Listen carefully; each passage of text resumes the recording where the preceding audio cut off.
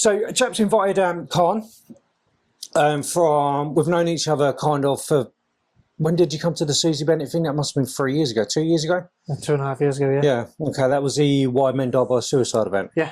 Which was a very, very good event considering the topic. But I think back then you were started the walk and talk groups? I started my journey with them. Right, okay. The walk and talk group itself was started just over 3 years ago. But yeah, that's where I started my journey. Yeah. With all my mental health and my whole sort of path to lead me where I am now. Well, okay. So was that your first place to like reach out, so to speak? I hate that term. There's something about when people say, "Oh, just reach out," and so it just makes me feel a little bit like, nah. Yeah, I don't know what it is. Yeah, do you know what I mean? And that's where my first ever proper talk of talking about it out loud. Yeah. About what I was going through, really, and I spoke to yourself. I think one of your managers. Yeah. And the actual speaker herself. My managers? I'm the leader. What are you talking about? I think it was a manager of some sort. It's probably one of the trustees, maybe. I think so. Yeah. Okay. Yeah. And that. So just tell us about yourself then.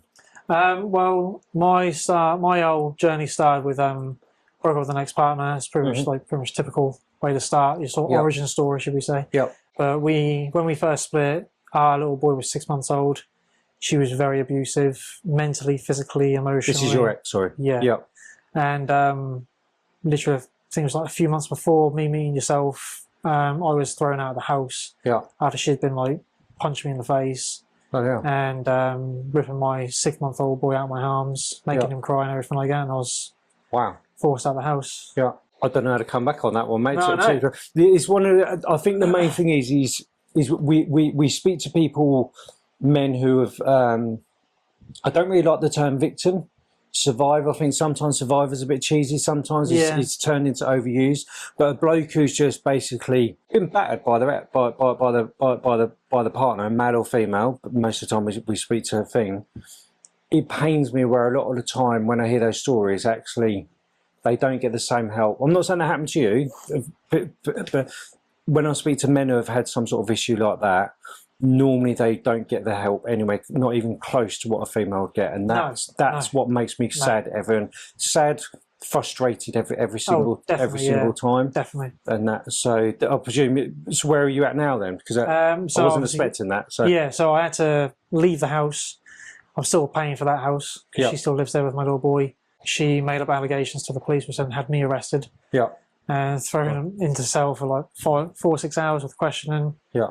I had to, excuse my face for not being surprised, by the way, because I've heard it so many times. I can only imagine. Yeah. Yeah. To then have to clear my name through courts, go through all CAFCAS, safeguarding, online anger management courses, everything, just to be able to see my son. And I've had to fight through court. I've just finished fighting in court now, just to be able to see my son every 2 weeks. Right, bloody hell. And get the house sorted. Yeah. And then I presume when it does the 2 weeks, then it gets extended to more time? Yeah. So I'll have him, at the minute it's just supervised for like say 4 hours, and then it's going to be going to 6 hours, just me and him, to having him all weekend with myself, which obviously I can't wait for. Yeah. But still that little awkward period of having to see her, just like trying to have small talk with me and everything. So, wow. Really? Yeah. Well, I think the thing is, because I've been on a break, I've got 2 boys myself, so I can relate up to a point. I'm quite blessed. Courts didn't need to get involved in that. Sometimes I wish I did get the courts involved. Yeah. Just to get like that contract, so to speak, because I have been faffed around. I don't know if you saw, I uploaded a video yesterday about Father's Day, about it. Yeah, because the thing is that the one thing what I don't like, when there is a lot of good dads out there, and I presume you are as well, there's a lot of good dads out there, they're not the main parent, but when it comes down to birthdays or even Father's Day, let's face it, Mother's Day is very, very special. I think it should never be cancelled. I know there's some petitions to get rid of it. I think we should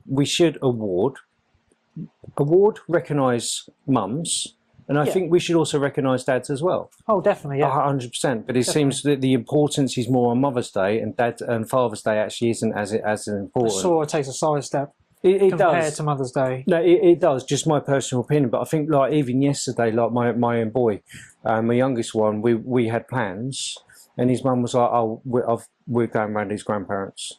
And stuff like that. Do you get what I mean? So you're always like the second party glorified babysitter up to the point. That's something what I wish people would recognise. Yeah. Because if I start saying stuff like that, I'm like, oh, I think in a relationship breakdown when there's kids, the woman's sometimes, I don't want to turn this into an us versus them at all, because there's good mums out there, there's good dads out there. Yeah. And there's a lot of split up parents or co-parents who actually do really, really well. Yeah, I know. Really, I know really some well. guys on the walk or Yeah, no, exactly. Andy's Man Club, they actually co-parent better than they did when they were together. Yeah, no, rather than exactly that. But there is that little section where there are some really good dads out there where they're just fighting tooth and nail just to have regular access to their kids, and just when it comes down to Father's Day, like even me, it's just like, oh no, we're like, yeah, you can have him, but I need him back by 9 a.m. on or 10 a.m. in the morning. Yeah. So what's the point then? Do you get me? It's like, what can you do? Yeah, it's like fighting an endless battle. Yeah, really. but anyway, I'm desperately trying to come back from a full-blown rant on that. So interesting then. So from all of that, it sounds like you've been through the shit, and I feel for you, mate. I really do. Mostly because I can imagine you probably didn't get that much support through it all. No, I didn't. I remember I was given a statement to the police about obviously what happened, and they saw how much of like a wreck I was. It took me about half an hour just to say one sentence to them. Yeah. And they're the ones who put me on to Walk and Talk. Because they had leaflets there. Yeah. They put me onto social prescribing, isn't it? Yeah, onto Sam's Cafe, which is owned by Access. Yeah. Obviously, they've shut us earlier on. And I went to Steam Cafe and in Galston, and the lady there, Alison. Closed down as well, haven't they? So it was all Access, I'll get on to that in a minute, obviously. Yeah. And it was just pay for a cup of coffee. I was literally shaking with a £10 note in my hand, pretty much all I had to my name at the time, just for a cup of coffee. She said, no, don't bother about that. Come have a seat and we'll have a chat. And I just broke down. Completely broke down. Yeah. An absolute fits of tears. And she put me onto the walk. Yeah. Went there once, took a bit of a break as things started kicking off the X. I don't know if it was for me or not. Yeah, about 2 months after that happened, I've been to every walk since. And that's 3 years ago? Yeah. Well, okay. Wow. So what do you get from it? Mainly the people you meet. Yeah. They're absolutely incredible people. I claim a lot of them as my own personal best friends now, closest friends. I mean, I've had some of them show up at court dates with me randomly. We'll always send like birthday messages. We're going out for breakfasts together. There's beach gyms now as well. Been to go see films together. We've just done the First Light Festival as well as a massive group. It's a giant. We see it as a family and a brotherhood because that's what it is. We're there for everyone all the time whenever they need us. Yeah. And it's just, I can't really speak any more words about just how amazing they all are. No, good on you. Because if I'm honest, if you'd have said you just had some sort, I'm not undermining whatever. Because normally the clientele that goes to places like that, normally the ones who are a bit anxious, have had a bit of depression, have had some sort of. Yeah. It's actually quite rare that I've seen that somebody who's been from arguably a domestic violence background, as in you're the victim, survivor, whatever word you want to say. So well done there on you, mate, because I find a lot of people, they just get completely and utterly shunned out of society. Yeah. When they've had that kind of background. So I'm glad that you have done, mate. Yeah, I mean, I'm very thankful for that. And obviously there wasn't a lot of support from other people along the way, but the groups that are there, like the Walk and Talk and his Man Club, I even did do a little bit of therapy afterwards. Yeah. And that was all amazing as well. Yeah. So I'm glad I had all those there to use and like take full advantage of. Yeah. Because that's what helped me get from where I was to where I am now. Yeah. So can I ask him about how come, especially if you was having issues, I don't want to put you on the spot, I kind of have because I put you in a chair with a big bloody light and 3 cameras there. So I kind of have to. Because the main thing is like I was saying, like off air, is everyone says like the whole men should talk, men should cry and all that kind of stuff. Yeah. And it really gets my back up because I know for a fact you guys at Walk and Talk Suffolk, always busy. Pick and Andy's Man Club, they're always pretty much busy. We do all of our therapy stuff. Our camping stuff that we do is always pretty much sold out. Pick any men's group, they're normally having to turn people away because they're maxed out. So and society's like, well, men should talk. I'm like, but they are. They're just not talking to you. And a lot of people are like, no, that's not the case. But I'm like, well, it is, because there's been studies of like 2,500 suicides, biological men, 2,500 suicides, and 91% of those did actually speak to a doctor or somebody about their mental health, and they're still dead. Yeah. So we can't say that men won't talk, because they do.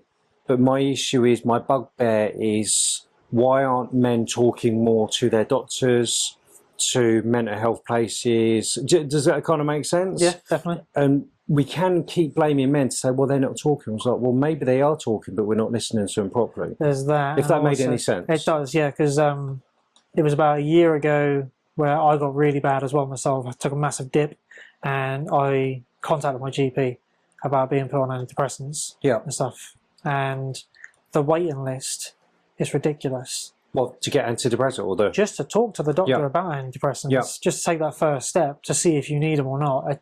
They had me waiting for about 3 months. Wow. No man's going to wait 3 months. Yeah, no, absolutely. Because we're men. We want like that. Yeah. Well, I think if we've got a problem we want to sort out right there and then, we can't. Yeah, well, I think the thing is also, especially if a man, I don't know, might have depression, life's a bit of shit, and if a man's willing to actually speak to a GP or get in touch, just to go, give me antidepressants or give me something to help, to use that terminology is actually quite rare. Yeah. Do you know what I mean? Yeah. So the thing is, so let's face it, he's probably, I'll use you as an example, I don't want to put words, like, you're already feeling like utter shit and you know that you need help. Like, give me drugs if that's going to help me, just give me something. So you might feel a little bit like, well, your life's gone to shit. No purpose. I don't want to make you all depressed now. Do you know what I'm trying to be careful on here, but I've been there myself as well. Yeah, that's also all good. So when you're feeling like absolute crap, to then get put into a waiting list or to the doctors, or when the doctors or the receptionists, let's not have that one, but when they say, I'll go to this website and self-diagnose yourself, or not self-diagnose, but book yourself in, and they're like, oh yeah, that's fine, yeah, we'll get in touch with you in the next 3 months. So you go to these places feeling like shit anyway, so you're thinking, right, something's not right, I'm going to speak to the people what everyone's telling me to speak to, which is normally the doctor, and people should always try and do that first, there's my get out clause on that, to then go, yeah, we can't see you for another 3 months. Whoever says that on the end of the phone, I know it's the system, but the system's broken, is basically telling you you're not worth speaking to. Yeah, and you do feel like, oh, I haven't got a voice then. Yeah, no, so exactly. You do feel. And then it's like, well, what's the point then? Yeah. Do you know what I mean? If you're feeling absolute shit about everything else, to then be told that actually, yeah, sorry, mate, but you're not that important, so we'll try and fit you in sometime in the next 3 months. Yeah, exactly. And then we're wondering why blokes are like, do you know what, I can't be done, I'm done with this. Yeah. Why are we putting flowers at their coffin? Well, I actually said, because I'm actually a fishmonger myself. I travel all over the country. That's my first job doing a fishmonger. Oh, really? I've always said, like, if I did markets and stuff like that. Yeah, that's what I do now. Yeah, oh really? Yeah. Well, okay, that's my very first job. I ended up cutting the top of my finger off here. Yeah. And all sorts. So thankfully I managed to like glue it back on and whatever else. But yeah, so I've always said, like, if I could earn what I do now, then I'd go back to it in a heartbeat. But yeah, I love it. I feel like I don't work a day. No. But whenever, like, say, a woman is like buying flowers or something like that, and I think I actually made one lady really upset one time. Yeah. She said, "Oh, yeah, I think these flowers are really nice. Oh, what are you getting for your husband?" No, what are you getting for my husband? Do you realise that probably the only bunch of flowers a man's going to receive is actually at his funeral? Is at the funeral? Yeah. And she got really, I was just like, oh, I don't think about it like that. Yeah. She then went and got a bunch of flowers for her husband. Yeah. So I'm not being, like, they say these whole video trends of what's the equivalent of a woman getting flowers for a man? Yeah. What's wrong with a man getting flowers? Yeah. Don't get me wrong, yeah, it's not a very masculine sort of thing, but it's a gesture, it's a thought. I reckon I'll quite like some flowers. I don't mind. I'll kill them within 3 days. Oh yeah, definitely. And whatever else. But actually, sorry, I've just realised that's because I've got the window open because it's like a sweat box in here. And so I don't know. If my wife was like, "Well, I've got you some flowers," it's just a thought. I think, yeah. And but that's the thing. It's like with Susie Bennett. I don't know if you remember one of the comments on there. Like, I've done so many talks with her now, but one of the men said to her during the research was just like, "I don't understand as a man how we can go. How I went from being a boy where everybody cares for them, protects them, and wants them to do very, very well. But at what point does that boy turn into a man where nobody cares about them anymore?" Yeah. Like, we protect women, rightly so. We protect children, rightly so. Men, we don't protect men. We don't protect men. If I'm honest with you, it's just like, I've been called toxic masculine. I've been called toxic a few times. Narcissistic. Yeah, and I'm like, this is at the university, Ipswich University. I was like, why is that? I was like, oh, because you're masculine. So because I like engines and sometimes a bit of, well, I'm into my boxing. I like engines, a little bit of boxing. I love my wild camping and all this kind of stuff. Does that not just make me, that's just masculine? Yeah. But yeah, but that's also toxic. But what part of that is toxic? Because I'm no Andrew Tate.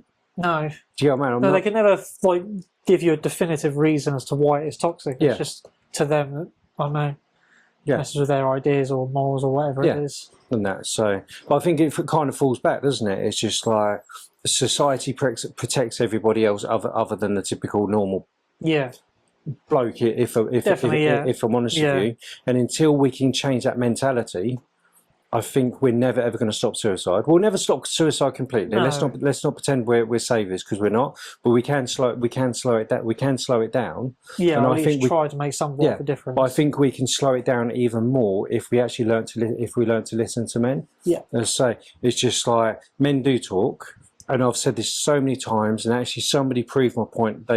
I said on multiple videos, multiple talks, that anybody, man, woman, or other. Just chuck that one in there, just to be thing. Man, woman, or other could go onto their personal Facebook page. I think the average person has got 350 friends. I think that's like the average all over the country.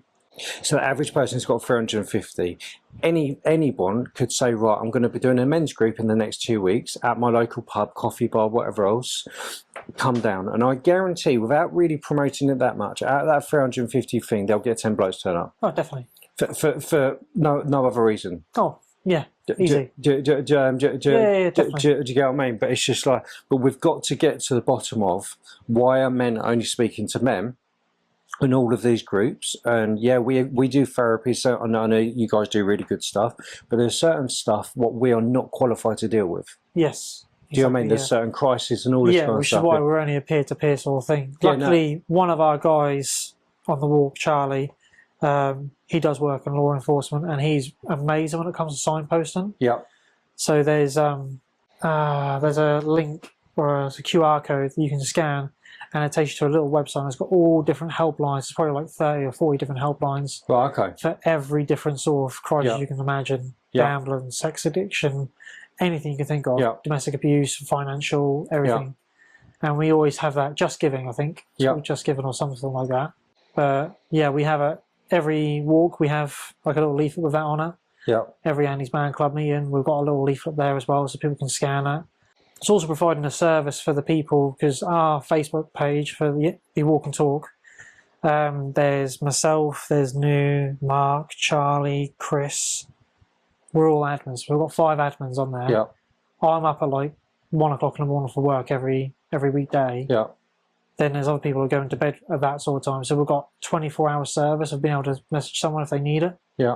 If we get someone message us in a crisis, which they have done before, saying, I'm really feeling low, blah, blah, blah, can really do with someone to talk to, we could really jump on there as a, hi, my name is Caan. I'm one of the admins for the Walk and Talk. Hope you're doing okay. Just to let you know, here's my number. If you need a call or a chat, you're more than welcome to. If not, here's a QR code.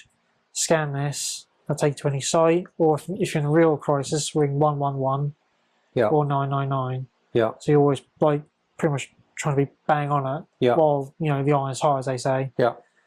Because you don't know how much, if they're in that much of a crisis, you don't know how much time you've got. Before something. No, I agree with you. Can happen. Yeah.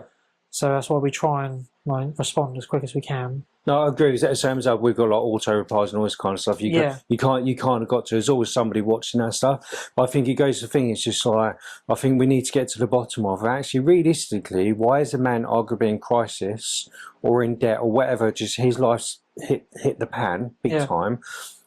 Why is he contacting you? Why is he contacting us? When realistically, he should be getting the help quickly from the doctors. Oh, definitely. From his local benefit office or whatever. Just do you know what I mean? It's just like, and it annoys me. Oh yeah. Because if that bloke ends up dead, actually we're the ones that get blamed for it. Because realistically, all we do is signpost them back to. We're just filtering men all the way around between all of the charities, and it does work for a lot of the cases. Do you get what I mean? But it's just like the people what can really most of the time truly help with medication, even therapy or whatever. I know we do it as well, but are actually the people with influence, the ones actually in the. Am I making sense with that? Yeah, definitely, yeah. And it pains me. I'm like, we just got to, rather than everyone just signposting men around. It's got to be the big wigs. It's got to be the government. It's got to be the NHS. There's got to be something out there for it. Yeah, no, absolutely. Yeah, I mean, we've been in touch with our local MP in Lowestoft, Jessa Sato. She knows about our group. Yeah. So it's trying to come to something, like taking something to Parliament about it. Yeah. If we can get like signatures or something, we'll go for it. Well, at the moment, because old Slimer's, I think he's just quit, isn't he? Oh, yeah. So that's going to put everything back again another 6 months at the very least, isn't it? Yeah. I mean, we're even trying to get a bench put in place in Lowestoft where it's going to be bright orange like our tops. Yeah. So it stands out above all the rest, because, you know, if you see us all wearing black, you think it's all the hood gangsters or something like that. Oh, no, absolutely. In our video today, he'll be moaning about because that's so bright. Probably, yeah. He'll be like, mess up my colour grading and stuff like that, which would be quite funny. And that. So you're welcome. Yeah. But the thing is, again, like, I support you guys, all support Down in Man Club, obviously I support what we do as well. But it's just like, we should always get men to talk, and I think we all do that very, very well in our communities, and sometimes share between our communities, and I'll always support that. There's certain things where the governments and the NHS, they've got to do their bit. We can only take it so far. Yeah. It's up to them to then be able to like say, okay, you've done this part. Yeah. We're now going to take that and we're going to go full reign with it. Exactly. They need to be able to just, you know, take the reins on some of it. Yeah. Or some responsibility for it. No, exactly. You know, we're getting them through the door. Yeah. And getting them to actually first open up the first time probably in their lives. Yeah. About shit that's happened in the past. They were like, right, okay, you've done, like, say, the hard part. We're now going to take it another step further for you. Yeah. Like, so you then like sort of don't feel like the world's on your shoulders. No, exactly. Yeah. No, absolutely that. So with you, so how many of these walks do you do? Because it one a month, did you say? It's one every fortnight, so every 2 weeks. Yeah. So with those kind of things, like, obviously I don't want into too much detail, but do you? Because when I speak to other groups, not necessarily walking groups, but anyone who does some sort of group, I always trying to get to the bottom of, like, is there one thing what's like a repetitive issue with blokes? Well, without being like, you know, obviously don't be too detailed. You can be vague, but not. It could either be about relationships. Yeah. Relationship breakdown is very popular. It can be a very popular one because. How I see a relationship is you've gone from like being just by yourself to then have to work in a team. Yeah. And if all of a sudden like your partner like leaves you or cheats on you or something, you're then stuck. How do I like? What do I do? What do I like? I don't know what I should like to do in my spare time, or what food do I like? Yeah. You don't know, because we're guys. We don't like sort of. Oh, we're thick as shit. Exactly, when it comes down to it. No, absolutely. And that thing, because when my wife's doing nights or something like that sometimes, and she's like, "Oh, what did you eat last night?" I'm like, "Oh, noodles." Exactly. Yeah, just throws us off routine. No, we like our routines. No, exactly that. Yeah. But I think that the thing about relationships. It's just, I don't know, like, my sister-in-law, she split up. And I actually quite liked her ex. I feel like sometimes there's a bit of a nod, but I actually quite liked her ex at times. I'm quite happy to go for a beer with them, whatever else. But when they split up, I'm not allowed to speak to him anymore. Yeah. So it's like the man He's now the enemy. Yeah, it's like the man is the man is always the one what's put to one side. Yeah. Of everything. And again, I don't want this to be us men versus women or whatever. I don't mean that how it sounds, but it's just like everyone does gather around the woman of the relationship. It does seem that way, and with like a good vast majority of like say if a relationship does break down, that could be the main cause. Is that why do you reckon they join some of your groups? Are they lonely? Would you say? I don't want to put words in their mouth. Some of them are genuinely. If not, they've tried therapies and everything like that, and they feel like the system has failed them. Yeah. Which is when they come to us, and we try and give them a safe space. Do they say therapy is wank? Some of them have. Okay. Some of them actually have said, "Yeah, my therapist is absolute shit." Yeah. So like, I'm a massive fan of therapy. Yeah, I am as well. I've done it myself. I think you need to get the right therapist. Owen will moan about that. Where are we? I've been accused of being anti-therapy before, but I'm not. We provide therapy sessions for blokes. Any bloke can sign up every single Thursday. I've had 2.5 years of therapy myself, but I'm absolutely adamant that therapy isn't a one-size-fits-all for men. No. Some men, it will make them switch and engage even less, because they'll just tarn everyone with that that therapy brush, you know, like with like the leather chairs here we are sitting on, like the leather chairs with a box of tissues or a little round table. Some blokes just don't engage with that. Do you get what I mean? Yeah, like especially like some of these therapy sessions now are done via like phone calls or just over Zoom meetings. No, I'm old school. I like doing things face to face and in person because you can sort of gauge a conversation or read mannerisms a bit better. Yeah. I don't know why that is something like that, but maybe. That's just how I found my own sort of thing, is like being able to speak to people and actually have proper interactions and connections with people is how these things work. Yeah, absolutely. So is there anything else other than relationships?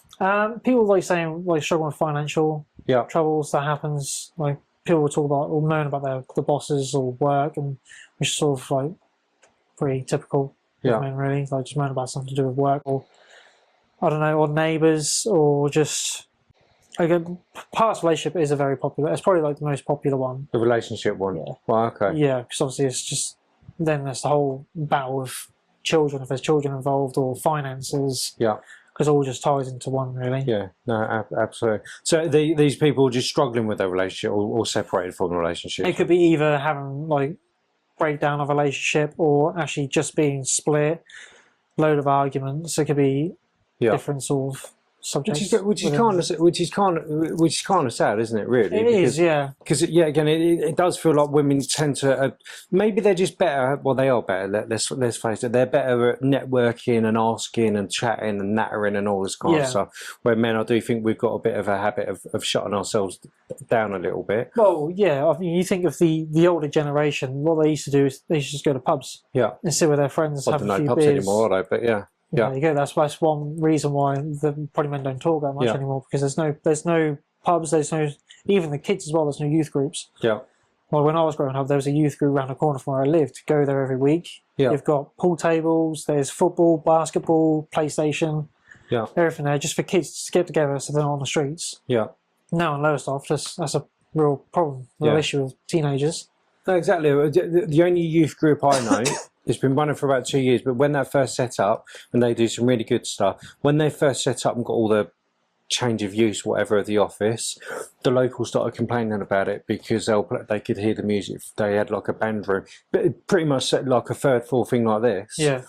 But they could hear a little bit of music. I was like, oh, mate, so the rest of the week you're moaning because they're doing wheeling around the countryside and wheeling through the thing, or basically terrorising the community. They're not terrorising the community, they're being kids. Exactly, yeah. But now they're all together. And just being in a building where they're safe. Being kids. Yeah, being safe, not out in the street, but you're still moaning. We're still moaning about that. So I do think we need to increase the youth groups. I think even like the social, you know, like them bars, the social clubs they used to do. Yeah. I don't think there's many of those. I think we need to. Yeah, men don't meet up anymore, do they? No, they really don't. I mean, even with Sam's Cafe, that's now reopened. Where's this Sam's Cafe? I think you said that a couple of times. Bevan Street in Lowestoft. Right, okay, yeah. So it was owned by Access, but obviously Access closed.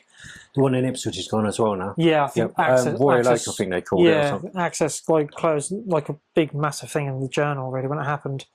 A few Steam cafes shut, Sam's Cafe, one here as well. One of our guys from our walk, who made these T-shirts, he actually formed a new charity with...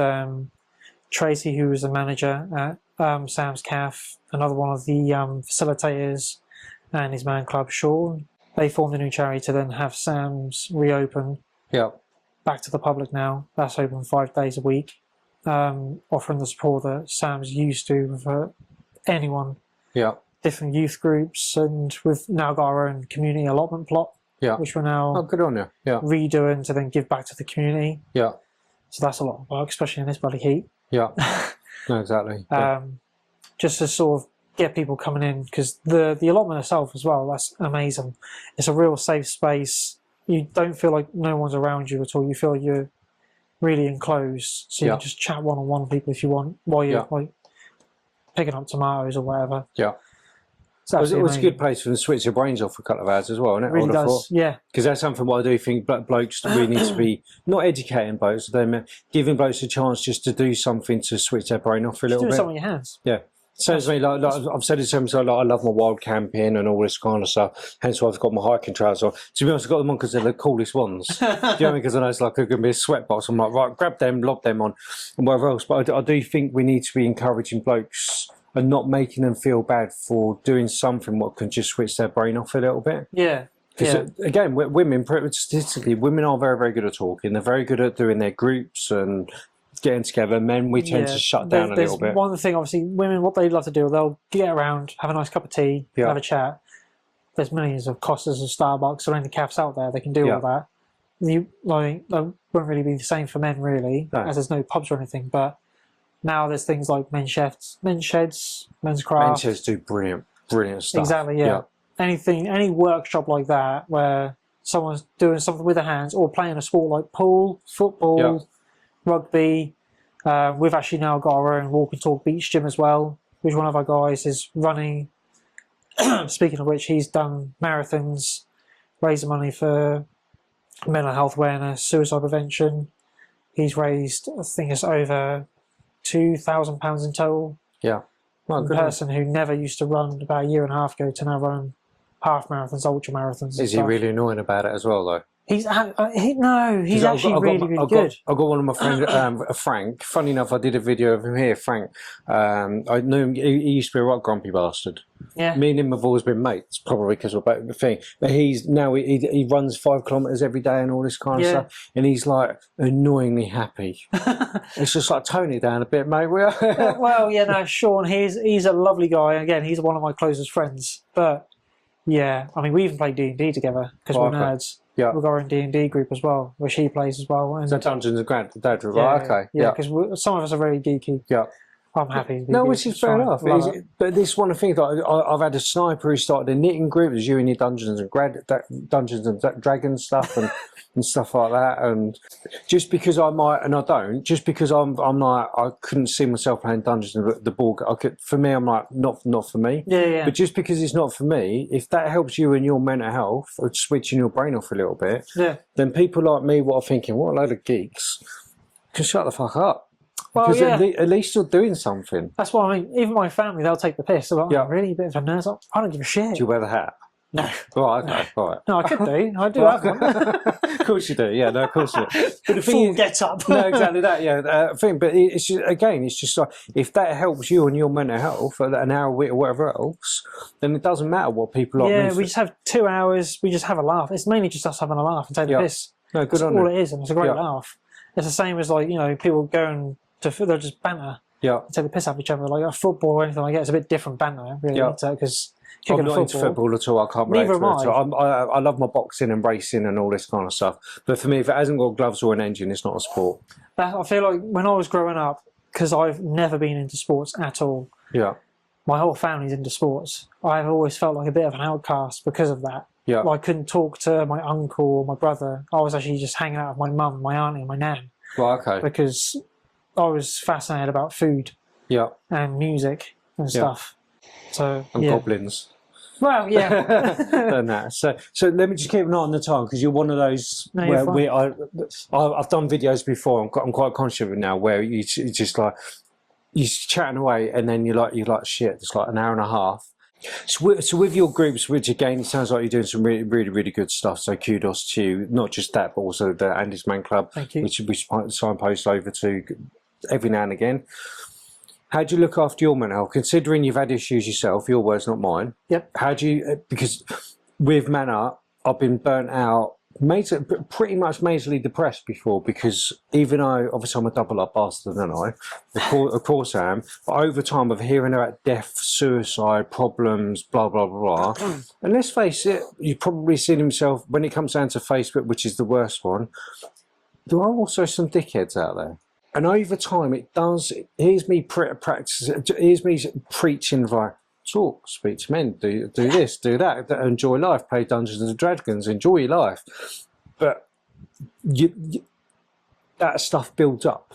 So I'm preaching it, but actually hearing about death constantly, suicides and research and people having a go at you and all that, what one dickhead on a Friday at 10 o'clock on Facebook who's like slagging you off and all sorts, it does take its toll. So how do you deal with that, just as you as a bloke, especially if you've had other issues yourself? Yeah, I mean, I'm still having sort of issues with my ex now anyway when it comes to seeing my son. But it's knowing to be able to take a step back, because we're very lucky. We do have quite a few of us as admins for the group, so we are very lucky with that. We have our own admin chat as well, where we can just, if one of us is having a really shitty day, we'll just put on there, having a really rough time. Could do, if anyone's got a spare, 7 minutes. If there was a video I saw, can you spare 7 minutes? That's all it takes. Right, okay. And we've sort of implemented that into our admin group. If anyone needs 7 minutes to just rant about something, then we'll do that. A lot of us admin groups, we'll just meet up so again, once a week, once a month or something like that, just so we can all have our own sort of space to just decompress, because it is really tough when you've got everyone coming to you with their problems. Yeah, it does take its toll. It does. I actually spoke to Mark, our main organisers. How can we actually look after ourselves when we're trying to look after everyone else? He goes, just speak up. It's very hard to, but if you're encouraging, it's time to lead by example. Like, you're telling these people they need to speak up. Why can't you do that? Yeah. It's like trying to go into yourself in the mirror. You say to someone, "Oh yeah, I really like your trousers. Your camera trousers are really great." What's that one thing you can say about yourself in the mirror? Yeah. Can you do it? Yeah. Probably not. Well, it's really difficult to give yourself a compliment. Yeah. But we shouldn't really shun away from that. We should really just try and improve ourselves. I'll spend time with my partner. I've got work, which I love, that's another outlet for me. All my customers, they're amazing. Music's a massive thing for me. I love my films. So that's sort of my way of taking myself out of my own head to be immersed into something else. Yeah. And just being around the guys as well, because they're all incredible people. So in the sweeping thing kind of gives you purpose as well then? Yeah. Yeah. Because that's something what I do see time and time again. It's annoying because for me, I say it all the time, it's kind of getting boring. I just feel like I'm just... Do you feel like you're saying the same thing over and over again to people? Yeah. Do you go and it's like me, the one thing what I see, I don't want to do a sweeping statement, but I can only go by what I've seen, the men I've spoken to. So my sweeping statement based on what I've seen, the one thing what causes men issue is a lack of purpose. Yeah. Hands down, that's the number one thing. I'm not saying that is the problem for absolutely everybody, but if you really break down a lot of stuff, it's normally the lack of purpose. Yeah. Especially when, I don't know, lost a job, relationship, kids are involved or whatever else. And once a man's lost his lack of purpose, that's when we're reading about him in the paper. Oh, definitely, yeah. If I'm honest with you. So, no, that is definitely true. So kudos for you, mate, for actually finding your purpose as well, especially after everything what was going through with you with your daughter? My boy. Oh, boy, sorry. With that, you've clung on and found your own purpose, so kudos to you. Yeah, to now be able to look forward to seeing him, having a future with him. Yeah. Because if it wasn't for this group, then he wouldn't have a dad. Yeah. And that's very true. I've said that to all the guys, I've said it to my family, a load of friends, that if it wasn't for these groups and meeting yourself 2.5 3 years ago, then my son wouldn't have a dad, my mum wouldn't have a son, everything like that, and I wouldn't be sat here today. Again, that's kudos to you guys and what you guys do as well. No, thank you. There's something in my head where I don't quite ever accept it. It's just I don't know what it is. It's just the same. It's just like, okay, just wait for him to stop talking, shut up, whatever. But no, it is fine. But that's what MANUP's all about. Do you know what I mean? It's just to lift people up the best they can and whatever else. So I'm going to plug it on about now. But if anyone wanted to find you, I know you're based up Lowestoft. Yeah. How would one get in touch with you? I'll do the taggy stuff anyway. But yeah, well, we've got our own Facebook page. We've got Instagram. We now have our own brand new website that's just been launched 3 days ago. But it's got. Are you a charity or CRC? It's a charity, yeah. Right, okay. So CIO? I believe so, yeah. Right, okay, yeah. So that's got all the list of all the walks on there, events that we've been doing. We're hoping to. We do have a Just Giving page as well, where people can donate to buy the guys t-shirts or a round of coffees, because one of our, where we meet at Dean's Beans, he's been supplying us with free teas and coffee since we started. Right, okay. Which doesn't sound like a lot, but it is as well. I run a charity. It's massive. It all adds up. It really is. does, Like people will say, "Oh, I'm only going there for a free cup of coffee," but still, it's getting you out. Yeah. That's why people keep coming back to our things, because it's routine. No matter what, they know in 2 weeks' time there's a walk on. They know, regardless, rain, snow, anything. We're there waiting for them. Yeah. We're there showing up. That's what the main general thing is. Show up. Yeah. All you can do for these guys and for yourselves is just show up. Yeah. Do you get many women kicking out their husbands or partners to actually come to you? Yeah. Because that's something. Again, it's really hard to do what we do sometimes without. I refuse to do the us versus them, like men versus women stuff. There are dickhead men out there, just as you know, and there's actually dickhead women out there as well. But there's actually more good people on the planet than there are bad ones. Definitely. But I think the amount of conversations I've had with blokes where I'm like, what did you do? But before you broke down and whatever else, before your life got to shit. What did you used to do? What used to give you a purpose? Oh, I used to do football. We'll go back to football. I can't. Why not? Well, Mrs. won't let me. Have you asked her? No, she won't let me. Well, ask her. The amount of women I've spoken to, so obviously, because with the straight relationships, it's actually because the bloke won't ask in the first place because he thinks he won't be allowed. When actually that's not the case at all. Most of the case I find, they're like, no, go for it, do it. Why? You're doing me heading, get out. Yeah. Do you get what I mean? My own wife does that sometimes. But or there's the other extreme where they go, oh yeah, I told my wife I was doing it, or I told my missus I was doing it, and she kicked off. I took bits. Well, I was like, when did you tell her? Well, last night. So, but the talk or whatever they wanted to go to is like tomorrow or the weekend. I was like, could I just give her maybe a bit of notice? If she's planned the family stuff, do you get what I mean? It's like, there's got to be some sort of compromise, and the only way to do that is actually speak to the missus or boyfriend, or trying to keep it PC here, but or politically, that's the word, isn't it? Yeah. But it's just like, just speak to the person you speak. It's one of those things. Just talk. No, exactly that.